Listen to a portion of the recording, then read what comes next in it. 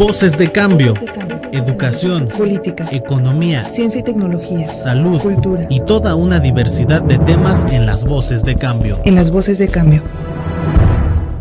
Buenos días, estamos en el programa de Voces de Cambio y vamos a tratar el tema fundamentalmente de Mexicanos Primero contra la Coordinadora Nacional de Trabajadores de la Educación. Y para eso hemos invitado aquí al profesor Salvador Almanza Hernández. Él es secretario de organización del sector 1 de Región Morelia de la región Morelia. Muy bien, profesor, buenos días. Entonces, decíamos que había muchas cosas que tratar. O sea, había desde lo que decía un señor ahí, Arturo Ibarra, que la CEP era la CE era un nido de corrupción, porque había componendas entre el sindicato y la autoridad, dice.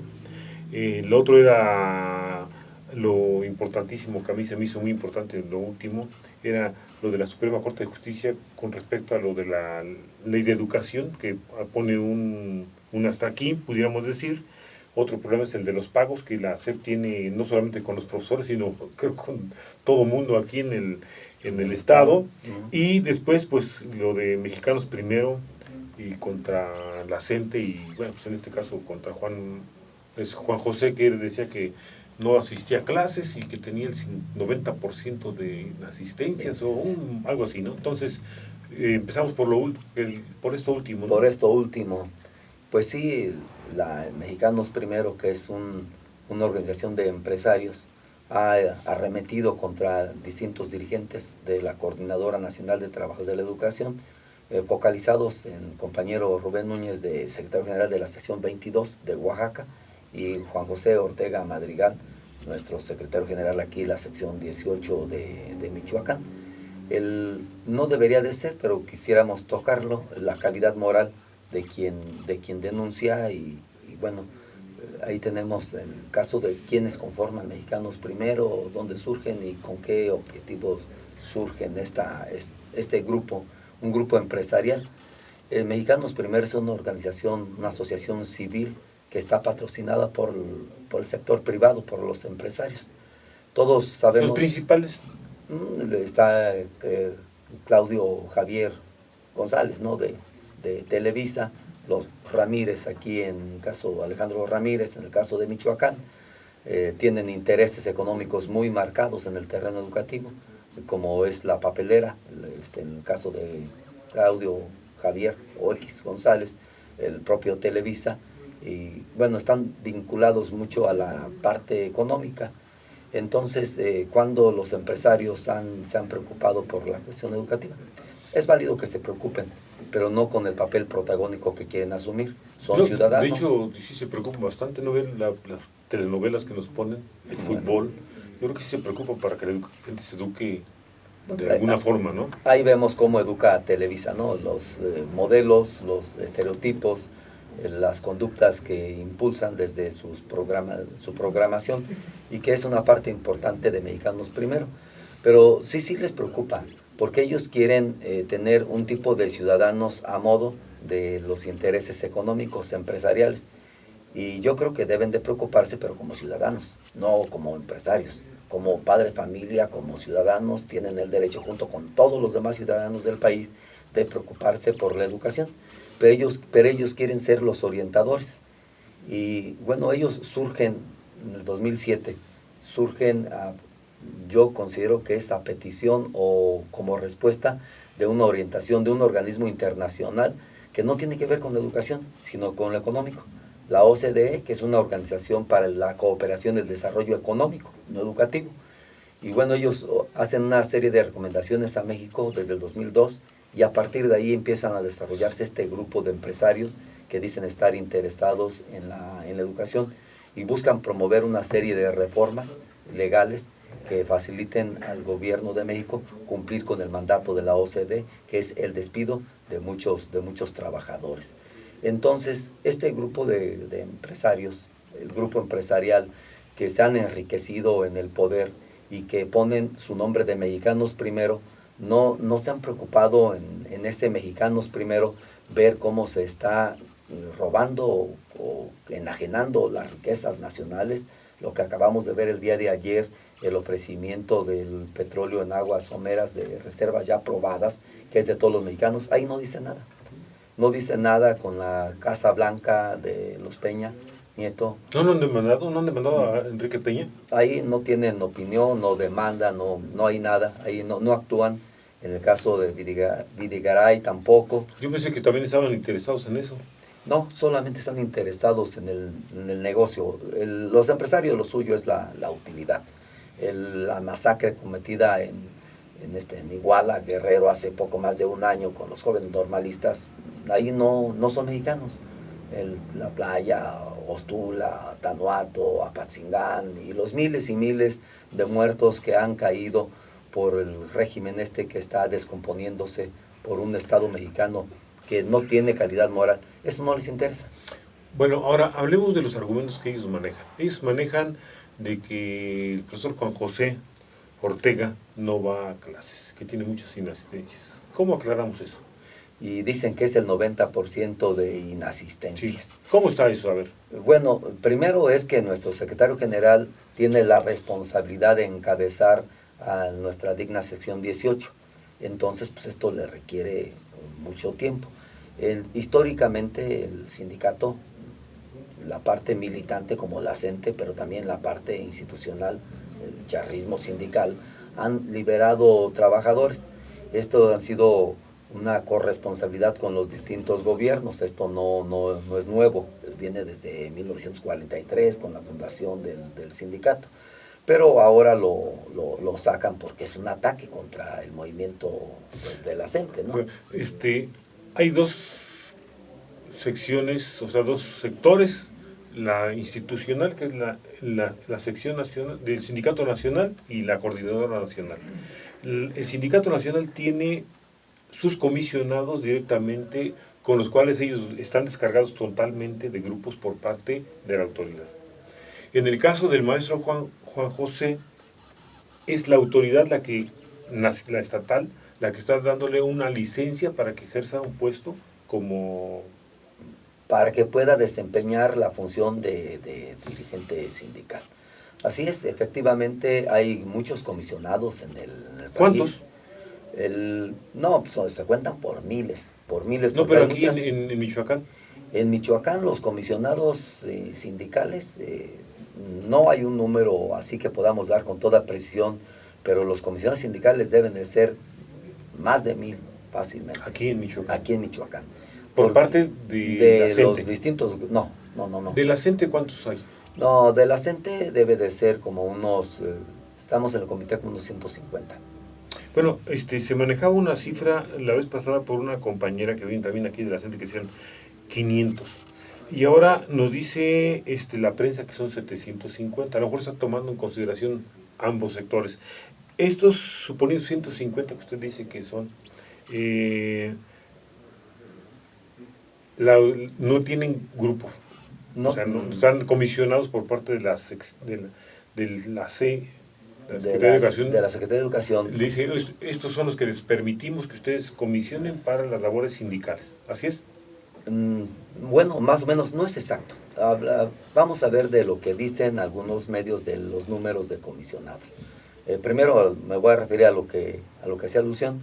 Hay distintos grupos sindicales de institucionales charriles, que son algunos grupos que identificamos por sus dirigentes. Un grupo que lidera Aurelio Chávez, otro grupo tradicional que tenía esta Angélica, que bueno, ya no está ahí al frente de la dirección, otro grupo que tenía Tavares, y más grupos que tienen gente liberada y que están impulsando la reforma educativa, que todo su tiempo lo dedican a impulsar la reforma educativa. Pero además estos grupos se han caracterizado por proteger a una serie de gentes que llegan, les dan oficio de comisión para realizar estudios de maestrías, posgrados o resolver alguna situación laboral. Por eso se agregan mucho estos números. Y de los que dicen que tenemos nosotros, que es un número más elevado del que acabo de mencionar, es porque hay gente que está comisionada para tareas educativas. Están comisionados, no están frente al grupo en su escuela, pero tienen tareas educativas y que tal vez estos son los que tienen comisionados o los que meten en sus cuentas.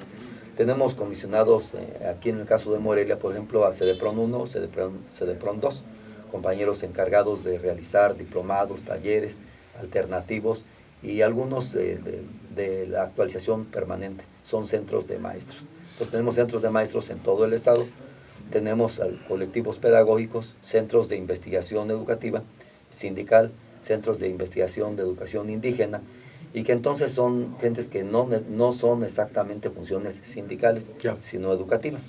Ya, por parte del sindicato, o sea, pero al final de cuentas, la CE le dice, les damos, ¿qué? Decían 500 más o menos, pero para todos es para de prom, y los 150... Estamos en el comité está en el seccional. comité seccional, perfecto. Sí. Bien, ¿por qué maneja ese argumento de las inasistencias de Juan? O sea, ¿sí asistió 10% a clases o qué? ¿Por qué manejan esa cifra? No, pues es una cifra que no tiene ninguna lógica, ningún sentido, porque sería el 100% en todo caso. Claro.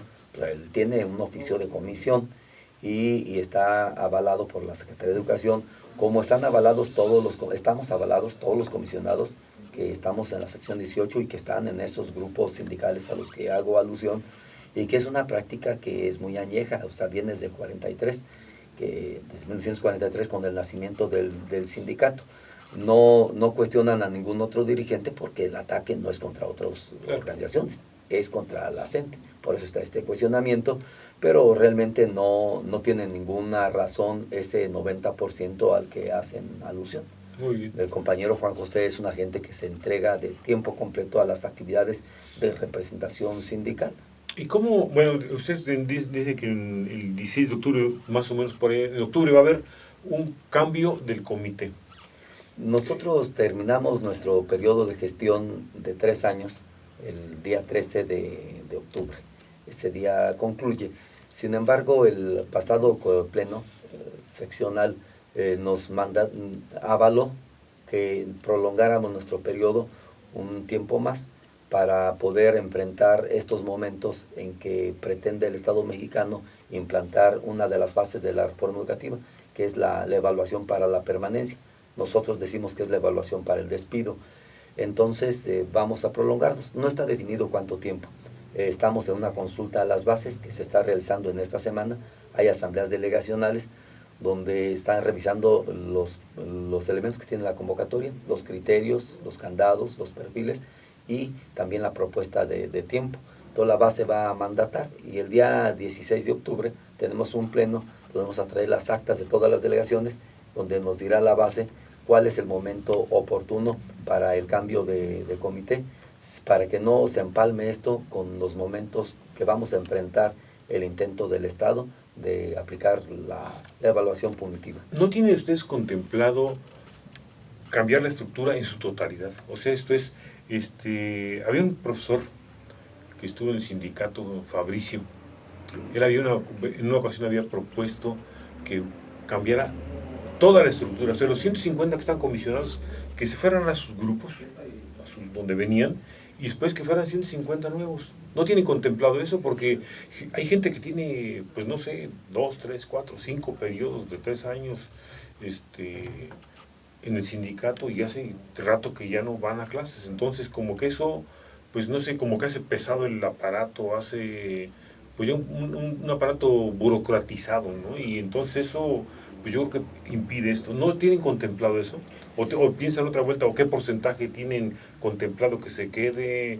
Porque, bueno, ya se ve que desde que surgió la coordinadora, pues unos han sido diputados, otros senadores, y se han quedado, ¿no? Y siguen, ya no han regresado a clases. Entonces eso, yo creo que eso es un elemento que pudiera perjudicar la imagen de lo que ustedes realmente están buscando o dicen buscar. Sí es tema. Este es el tema que se está discutiendo ahorita en las asambleas, la convocatoria, los perfiles, los candados y los criterios. Efectivamente, los sindicatos en la mayoría se han ido burocratizando, hay gente que casi se especializa en la dirigencia. Pero por otro lado, en el debate que está en este sentido, está el que requerimos cuadros probados, gentes con algún nivel de experiencia. Entonces, consideramos que debe de ser una combinación, no debe ser una renovación total. Tal vez al Estado le gustaría que llegara un equipo totalmente nuevo y que tardara en encontrar cómo realizar las tareas de gestión con el Estado. Nosotros consideramos que deben de renovarse los cuadros, que deben integrarse compañeros nuevos, pero que hay cuadros probados del movimiento que deben de permanecer para darle continuidad al proyecto. Sin embargo, este es algo que se está discutiendo en estos momentos en las bases, en las asambleas delegacionales, para revisar cuáles son los criterios y finalmente en el Congreso, antes de la elección, va a ser tema. Cómo ejercemos el poder de base y cómo podemos realizar un procedimiento que nos permita fortalecernos. Bien, ahora, ¿no sería factible cambiar todo? O sea, digo, por lo siguiente, o sea, porque al final de cuentas los que tienen experiencia, los que por lo menos tienen 3 años de experiencia, no sé cuántos años tenga usted profesor, pero bueno, que dijeran, bueno, nosotros vamos a apoyarlos desde fuera, porque al final de cuentas yo creo que sí es importante, no, una práctica que hacen eso los zapatistas. Si ustedes van a una junta de gobierno, son puros jóvenes, y los cambian cada 3 años o cada 2 años, según la junta de gobierno, completos, y los demás pues tienen que apoyar con su experiencia previa. Pero bueno, eso es una cosa que ustedes resolverán. El otro problema de los pagos, o sea, la Secretaría de Educación en el Estado tiene muchos pendientes con ustedes, en pagos, en gentes que los comisionados, las dobles plazas, no se logró aclarar en este periodo reciente que dijo el gobernador que se iba a resolver y el mismo secretario. ¿Cuántos pagos tienen pendientes? ¿Cuáles son? ¿Por qué causa? Las plazas duplicadas, no sé. No, pues es un problema muy grande y muy complejo. La verdad es que el gobierno a veces pretende, dice que va a resolver algún problema, pero ataca o afecta a algunos intereses de grupos de poder o grupos políticos, y bueno, pues ahí se atora. Y además ha habido varias responsabilidades de los gobernantes del pasado gobierno, del Congreso del Estado, que cometió algunos errores graves, donde inclusive podrían fincársele responsabilidades. Presupuestaron recursos para un periodo del año nada más, no para todo el año, para distintos pagos, no solamente salarios, sino para otros gastos. Esto hizo que no hubiese recursos para pagar a los maestros del sistema estatal para todo el año. Y tenemos desde el mes de julio con dificultades de pagos. Cada quincena hay complicaciones para que haya fondos para los cheques. Entonces, esto hace que tengamos desde agosto dificultades, cheques sin fondos, la falta de conquistas laborales que ya teníamos y que parecía ser con toda regularidad, pues ahora no se han dado. Estamos en octubre ya y no se ha pagado el aumento salarial que es con efectos del 1 de enero. Es decir, ya vamos a llegar al otro año para volver a ver un incremento salarial y todavía no se paga el anterior, que de hecho ese pago ni siquiera fue por debajo del índice inflacionario, pero aún no lo cobramos. Me recuerdo ahorita del profesor Artemio. El profesor Artemio está comisionado también por parte de la Secretaría de Educación para que esté en otro grupo del sindicato de la CENTE, no sé si todavía esté o está en otra parte, porque... Bueno. No, el maestro Artemio no es parte de la CENTE. Él fue un distinguido militante de la CENTE, de la sección 18, fue secretario general de la sección 18, pero decidió hace algunos años hacer un esfuerzo organizativo distinto, que por un tiempo estuvo cobijado por la CENTE, pero que, a partir del 10º Congreso de la CENTE, se desconoció este esfuerzo y camina por ¿Y quién le pasa? Es un camino distinto. Se encuentra también comisionado, o sea, está comisionado así como de los grupos a los que hacía alusión, que había varios grupos. ¿Con qué se despide, profesor? Ya. Pues el asunto educativo es muy complejo, los empresarios como tales no deben de meter las manos. Voces de cambio.